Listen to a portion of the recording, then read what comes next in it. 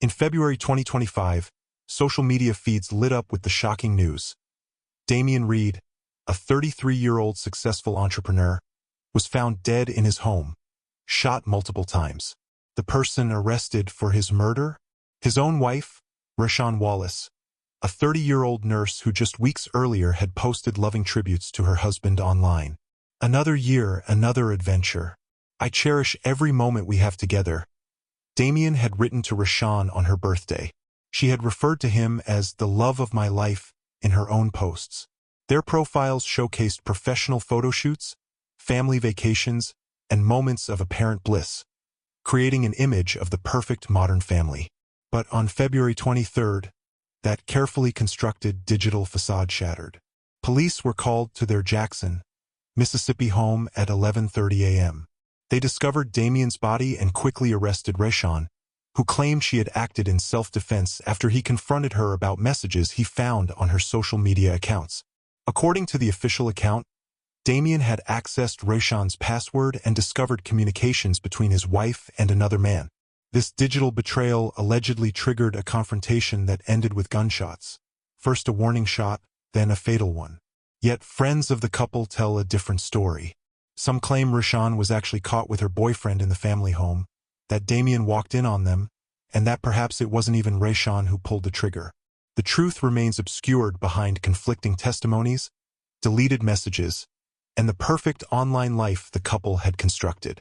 Before we explore what truly happened between this entrepreneur and nurse, ask yourself, how much of what we share online reflects our authentic relationships?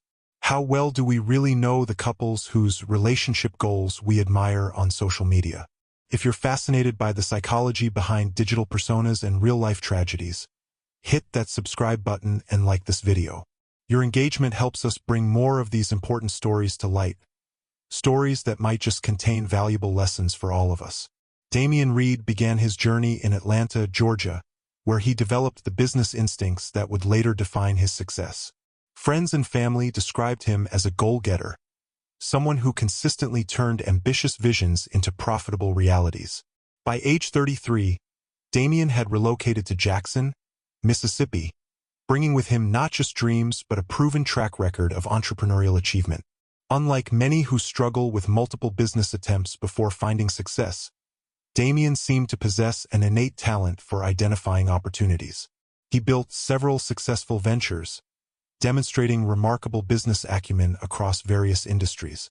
Those close to him noted his ability to spot potential where others saw only obstacles, allowing him to create what many admiringly called generational wealth for his family. This financial success afforded Damian the ability to provide abundantly for his wife Rashawn and their children. Their home on Brook Hollow Drive represented more than just a residence. It stood as tangible proof of his accomplishments. Yet despite his professional achievements, those who knew Damian best emphasized that his greatest pride came not from business triumphs but from his role as a father. Video footage shared on social media revealed a man wholly devoted to his children. Despite managing multiple business interests, Damian prioritized family time, creating meaningful experiences for his kids. Whether helping with homework, attending school events, or simply playing in their yard, he demonstrated consistent engagement in their daily lives. Former colleagues noted that Damian would rearrange important meetings to accommodate his children's activities, showing where his true priorities lay. His parenting philosophy centered around providing not just material comfort but also emotional stability and life lessons. He often spoke about teaching his children the value of hard work, determination, and integrity, principles that had guided his own path to success. In one social media post, he wrote about the importance of building a legacy beyond financial assets, focusing on values and character. What was lost on February 23, 2025, extended far beyond the life of one successful businessman. The community lost a job creator whose enterprises supported multiple families. The entrepreneurial world lost an innovative thinker with years of productive work ahead. Most devastatingly, children lost their father, a man who would never again attend their graduations, celebrate their achievements, or walk his daughter down the aisle. The true measure of Damian Reed wasn't in his financial portfolio but in the relationships he built and nurtured. His death created a void that financial resources couldn't fill, particularly for his children, who now face growing up without his guidance, wisdom, and unwavering support. The tragedy of his story lies not just in how he died, but in all the future moments that will never come to pass. At 30 years old, Rashawn Wallace had already lived two distinctly different professional lives. Her first passion was music, specifically rap. With natural rhythm and lyrical talent, Rashawn initially pursued a career as a recording artist, investing time and resources into studio sessions and local performances. Though she gained some regional recognition and built a modest following, the breakthrough she hoped for remained elusive. Displaying remarkable adaptability, Rashawn eventually pivoted toward healthcare. She enrolled in nursing school, excelling academically and quickly establishing herself in her new profession. Colleagues described her as detail-oriented, compassionate, and highly competent. Her career transition demonstrated a pragmatic side that complemented her creative instincts, resulting in financial stability and professional respect in the medical community. The intersection of Damien's entrepreneurial world and Rashawn's healthcare career created the circumstances for their first meeting. According to friends, they connected at a networking event where medical professionals and business leaders gathered to discuss healthcare innovations. Damien, always seeking new opportunities, was drawn to Rashawn's intelligence and determination. Her journey from artistic aspirations to medical professionalism impressed him, mirroring his own drive for success, albeit in different fields. Their courtship moved relatively quickly, with mutual ambition serving as a foundation for their relationship. Both understood the demands of building a career while maintaining personal life balance. This shared perspective created a bond that soon led to marriage and starting a family together. On social media, Rashawn crafted an image of professional fulfillment and domestic harmony. Her posts alternated between nursing achievements and family celebrations. She frequently shared photos of herself in scrubs alongside captions about the rewards of patient care, interspersed with carefully staged family portraits and romantic couple photos with Damien. Her online presence emphasized gratitude and contentment. "Blessed beyond measure with the perfect husband and beautiful children," read one typical caption beneath a holiday photo. Another post celebrating their anniversary declared, "5 years with the love of my life and still falling deeper every day." These public declarations painted a picture of a woman who had achieved both career success and relationship fulfillment. However, this curated public image concealed mounting relationship tensions. While Rashawn projected satisfaction online, private messages allegedly exchanged with another man told a different story. The disparity between her public declarations of marital bliss and private communications represented a fundamental disconnect, one that would ultimately contribute to the tragedy. This gap between projected happiness and hidden discontent raises profound questions about authenticity in the social media age. How many seemingly perfect relationships hide similar fractures? How many loving tributes are posted by people simultaneously engaged in relationship-threatening behaviors?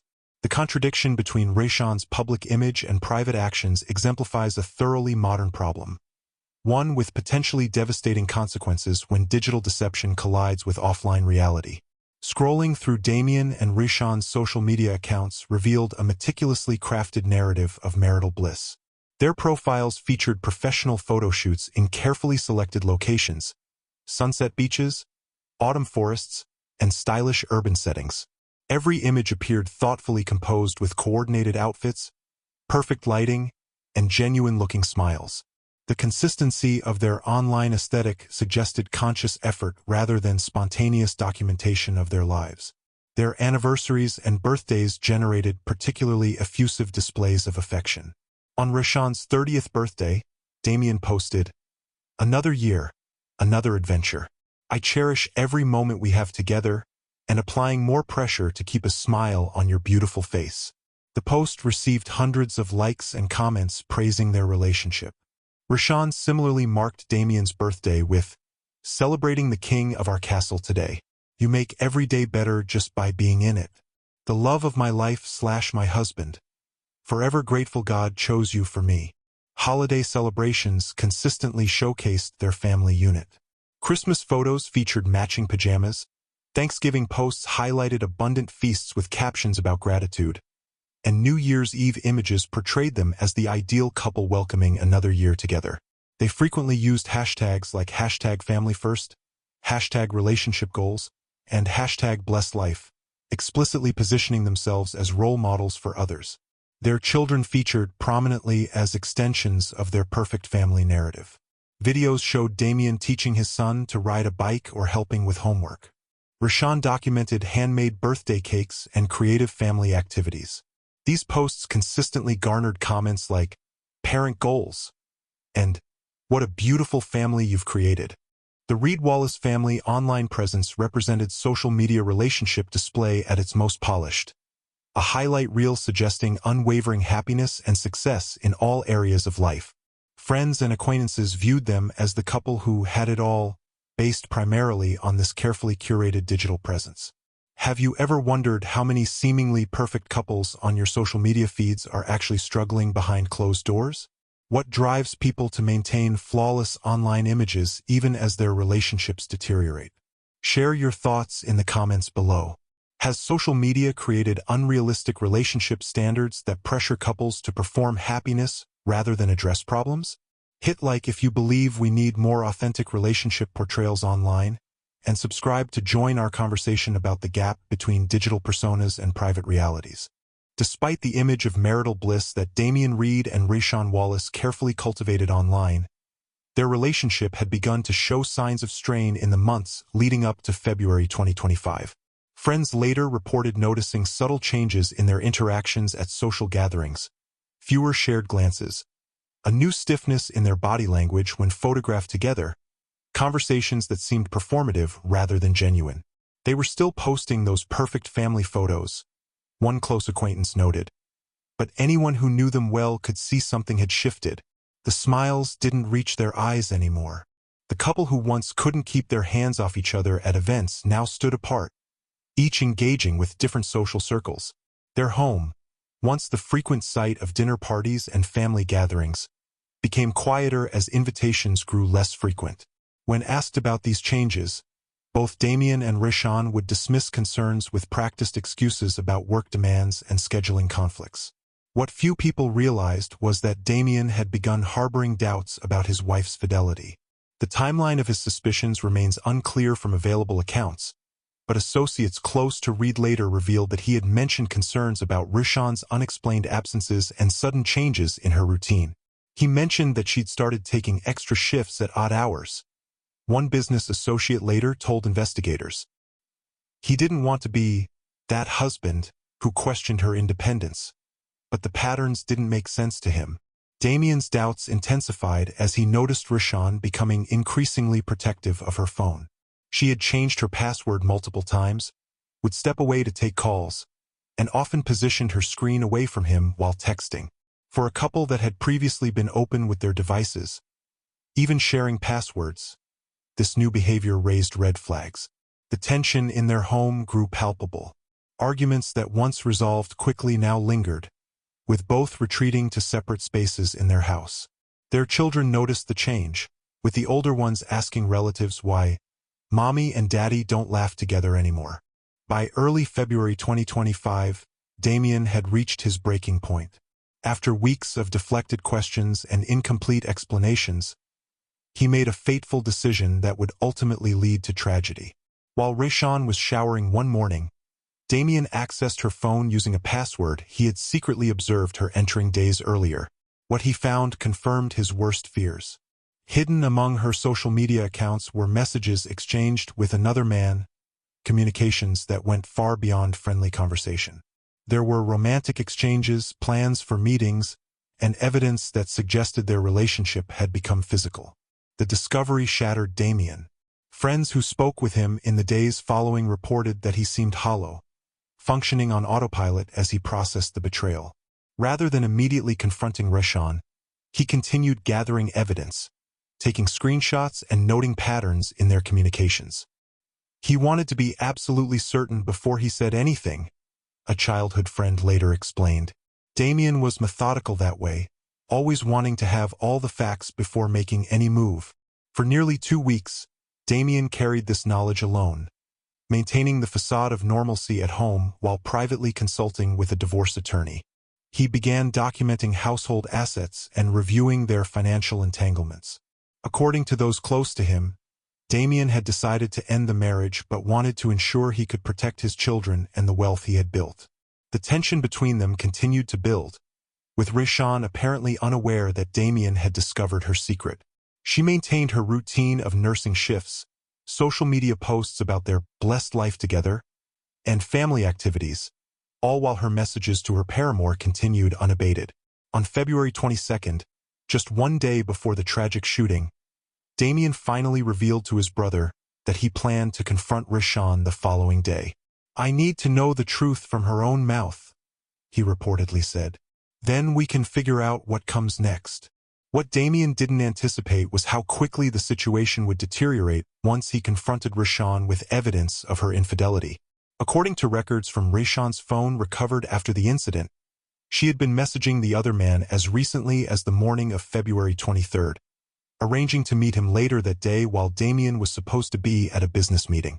The discovery that changed everything came on that Sunday morning. While Rishon was in the shower, Damien accessed her Facebook account one final time, discovering not just messages but a recently accepted friend request from the man she had been seeing. The digital trail showed months of communication, carefully hidden from public view but now laid bare before him. When Rishon emerged from the bathroom, Damien was sitting at the kitchen table, her phone in his hand, the messages displayed on the screen. Witnesses in neighboring homes later reported hearing raised voices around 11 a.m., approximately 30 minutes before the fatal shots were fired. "I need to know how long," a neighbor overheard Damien saying. "I deserve to know how long this has been going on." What happened in those final 30 minutes between the confrontation and the shooting remains the subject of conflicting accounts. What is certain is that this discovery, the concrete evidence of betrayal, was the catalyst that transformed their troubled marriage into a tragedy that would leave their children without a father and their mother facing murder charges. Sunday, February 23, 2025, began like many others in the Reed Wallace household.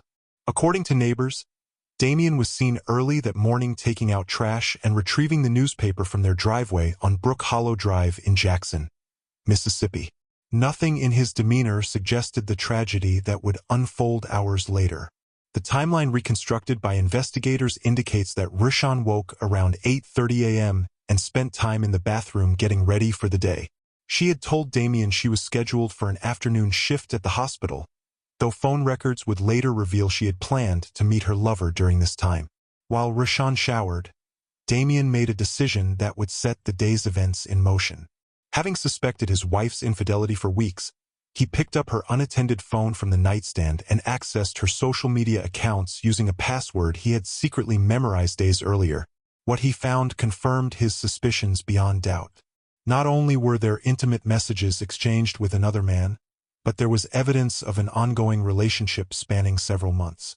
Most damning was a recently accepted friend request and messages planning a rendezvous for later that very day. By 10:45 a.m., when Rishon emerged from getting ready, Damien was sitting at their kitchen table with her phone in hand and messages displayed on the screen.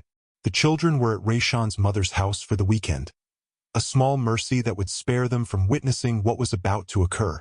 "How long has this been going on?" Damien reportedly asked as Rishon entered the kitchen. The confrontation that followed was witnessed only by the two people involved, with one now deceased and the other facing murder charges. What we know comes primarily from Rishon's statements to police and evidence collected at the scene. According to Rishon's account, when confronted with the evidence, she initially denied the affair but quickly abandoned this position when Damien showed her the explicit messages. She then admitted to the relationship but claimed it was just physical and didn't mean anything. This admission appeared to escalate Damien's anger. Neighbors reported hearing raised voices from approximately 10:50 a.m., with the argument growing louder over the next 30 minutes. In Rishon's statement to investigators, she claimed that Damien became physically aggressive, grabbing her by the arms and pushing her against the kitchen counter. "You've been lying to my face while sleeping with him," he allegedly said. "How could you do this to our family?" Rishon told police that she feared for her safety as Damien's anger intensified. She described him as becoming unrecognizable with rage, and claimed he threatened to take their children and ensure she never saw them again. At approximately 11:15 a.m., the verbal confrontation moved from the kitchen to their bedroom, where a registered handgun was kept in the nightstand drawer, a weapon Damien had purchased for home protection several years earlier. What happened next in the bedroom became the critical point of contention in the case. According to Rayshawn's statement to police, Damien followed her into the bedroom, continuing to shout accusations. She claimed she retreated to the bedroom to escape the confrontation, but he pursued her, becoming increasingly aggressive. "I just wanted space to calm down," she told investigators. But he wouldn't stop. He kept coming toward me, saying I had destroyed everything he built.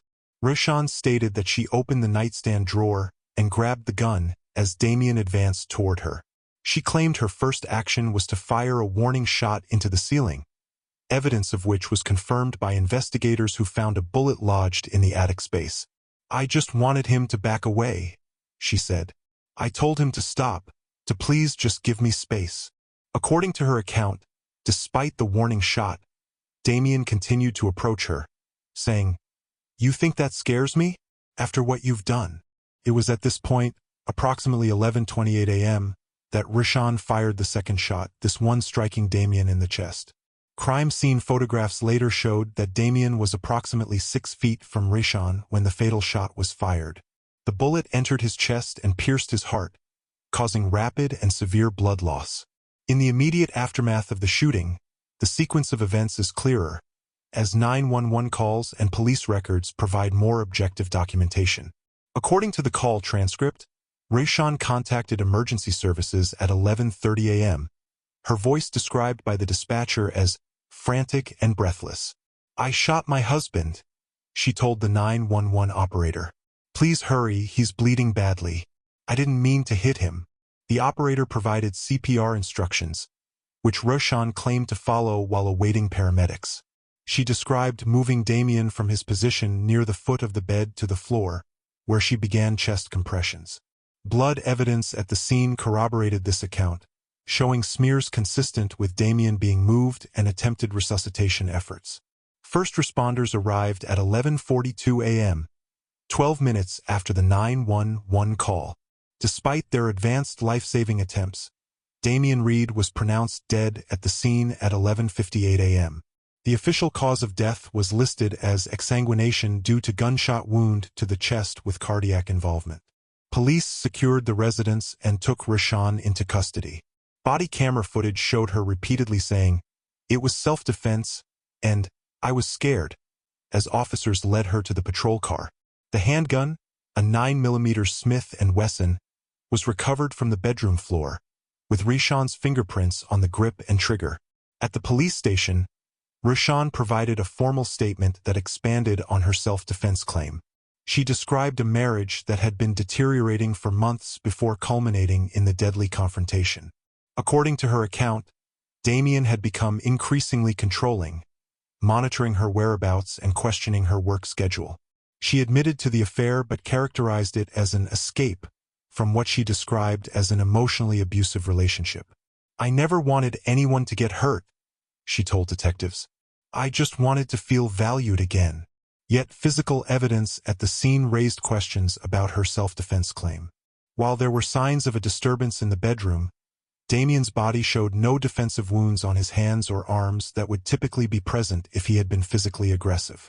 Additionally, text messages recovered from Rayshawn's phone sent in the weeks before the shooting showed no mentions of fear or abuse to friends or family. By early evening on February 23rd, news of the shooting had begun to spread through local media. Initial reports described it simply as a domestic incident resulting in fatal shooting, with no names released pending family notifications.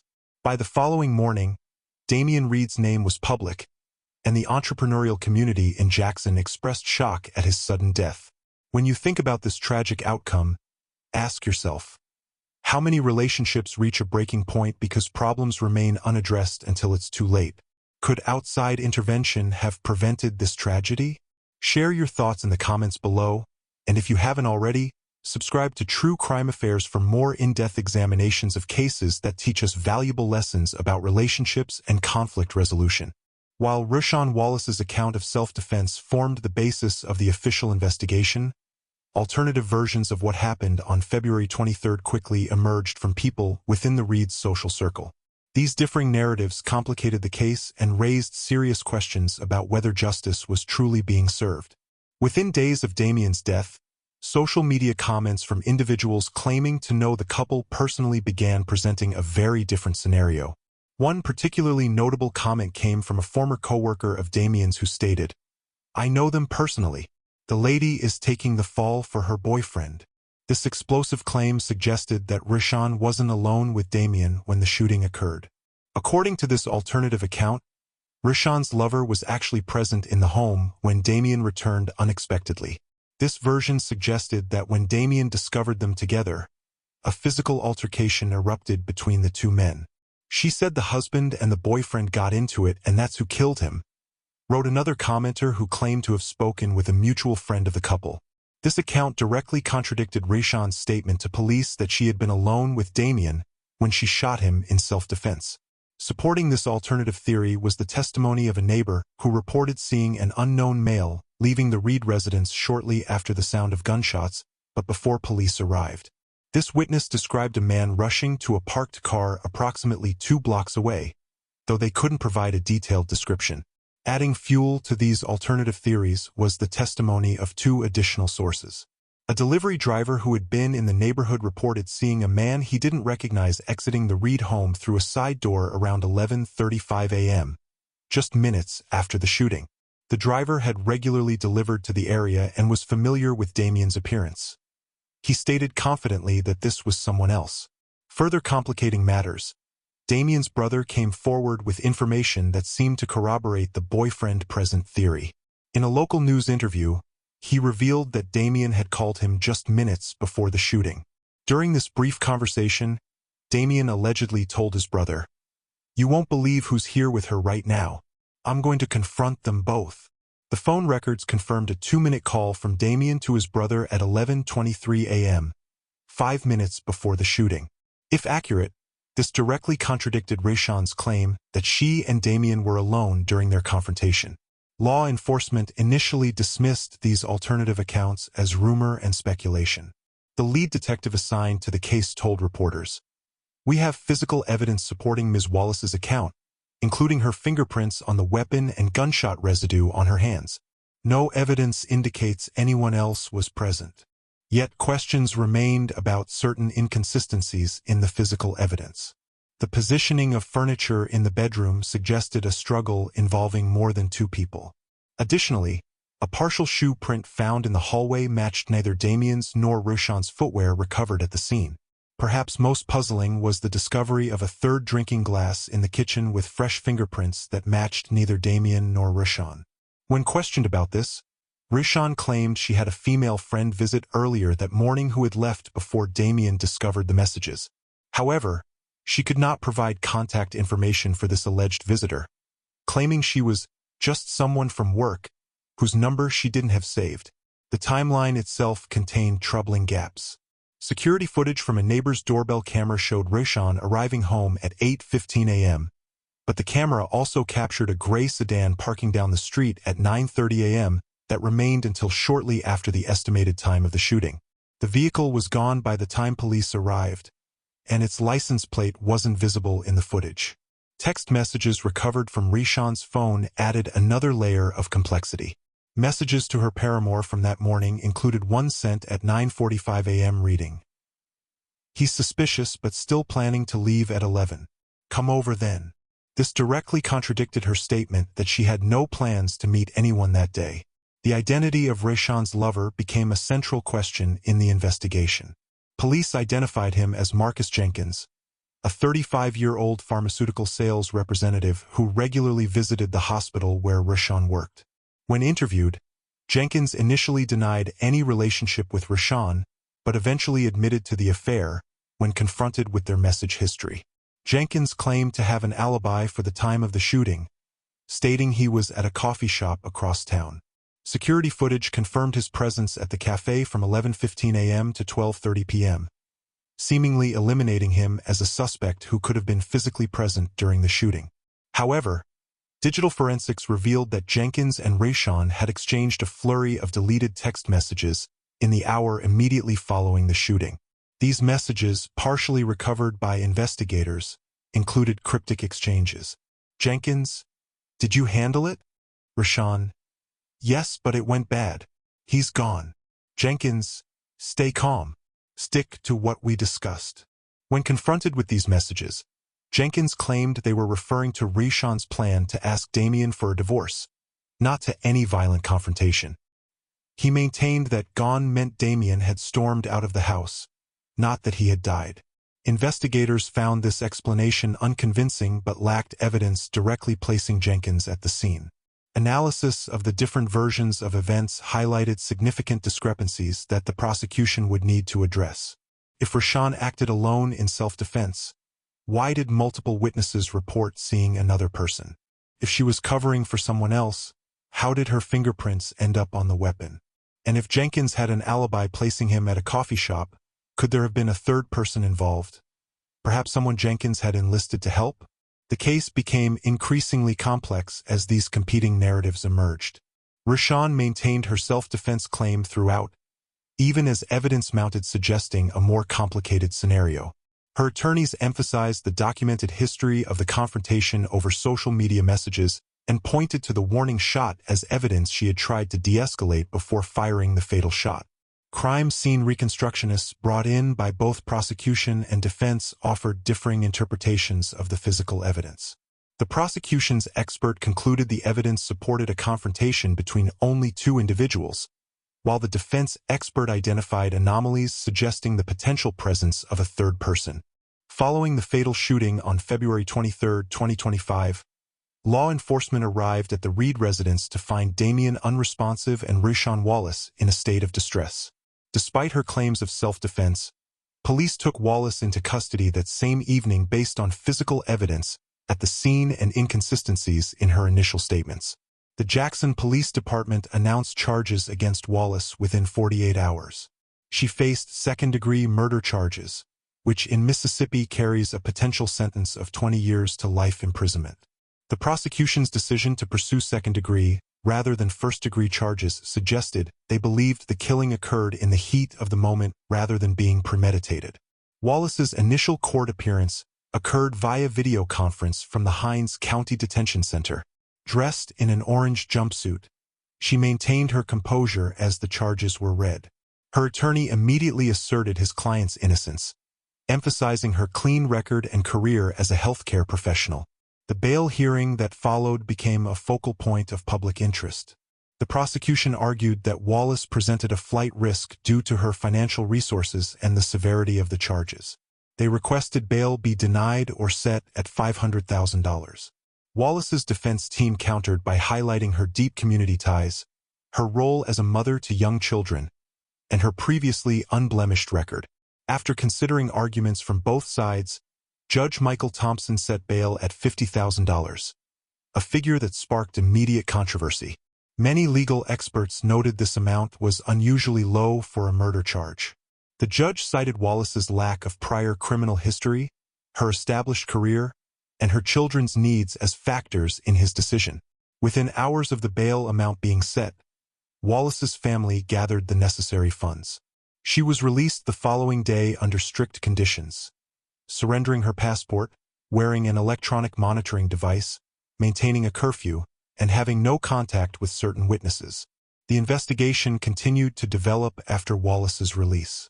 Detective Marcus Jenkins led the case, focusing on three key areas: digital evidence from both Reed's and Wallace's devices, forensic analysis of the crime scene, and interviews with those close to the couple. Search warrants revealed extensive message exchanges between Wallace and an unidentified number. These communications aligned with what Reed had allegedly discovered before the confrontation. The police department worked with technology specialists to recover deleted messages and trace the mystery contact. Ballistics reports confirmed that the gun used in the shooting was registered to Reed, not Wallace, supporting her claim that she had taken his weapon during their altercation. However, gunshot residue patterns and blood spatter analysis raised questions about the positioning described in Wallace's self-defense narrative. The medical examiner's report indicated Reed had been shot twice, once in the chest and once in the back, a detail that prosecutors suggested was inconsistent with a straightforward self-defense scenario. The case polarized public opinion in Jackson and across social media. Reed's business associates and friends organized vigils and launched a #JusticeForDamien campaign that gained traction nationally. They maintained Reed was a devoted father who had been wronged twice, first by betrayal and then by violence. Wallace's supporters, including colleagues from the hospital where she worked, countered with their own narrative. They described her as a caring nurse who had endured an increasingly volatile relationship. The #StandWithRashawn emerged, with supporters raising questions about potential abuse in the relationship that hadn't previously been disclosed. Legal commentators who appeared on local and national news programs offered varied perspectives. Former prosecutors pointed to the unusual speed of Wallace's release and the relatively low bail amount as potential indicators of weaknesses in the state's case. Defense attorneys highlighted Mississippi's strong self-defense laws, speculating that Wallace's legal team might pursue a stand-your-ground defense if the case went to trial. As preliminary hearings approached, both the prosecution and defense teams made strategic media appearances, carefully shaping public perception while avoiding statements that might jeopardize their positions in court. Perhaps the most profound consequences of this tragedy fell upon the Reed children. At ages 8 and 11, they faced the devastating reality of losing their father while simultaneously having their mother entangled in the legal system. Following the incident, they were temporarily placed in the care of Damien's sister, Keisha Reed, who relocated from Atlanta to provide stability during this turbulent period. School officials at Jackson Academy reported that the children withdrew from activities they had previously enjoyed. Teachers noted changes in their academic performance and social interactions. The school implemented additional counseling resources specifically to help the Reed children and their classmates process the situation. Child psychologists consulted by both families emphasized the long-term effects such trauma could have on young minds still developing their understanding of relationships, conflict resolution, and justice. The children's therapy sessions became a rare point of agreement between the two divided families, with both sides acknowledging the need for professional support. In Jackson, Mississippi, the community's reaction to the Reed case reflected both shock and a sobering recognition of how quickly domestic situations can deteriorate.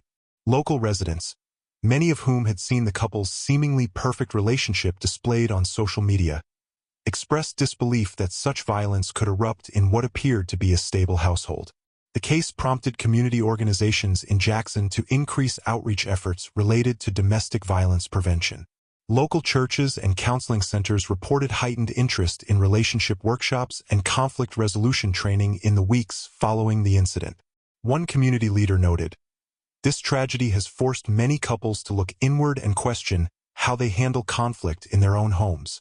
Jackson, a city that has worked diligently to address crime rates and keep them below national averages, found itself confronting uncomfortable questions about domestic violence that often remains hidden behind closed doors.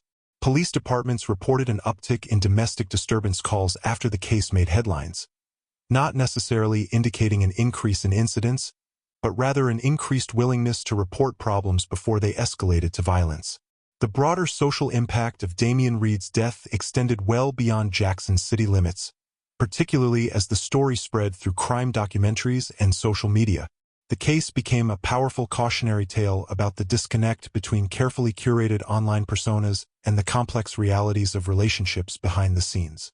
Mental health professionals and relationship experts pointed to the Reed case when discussing how social media can both mask and inflame relationship problems.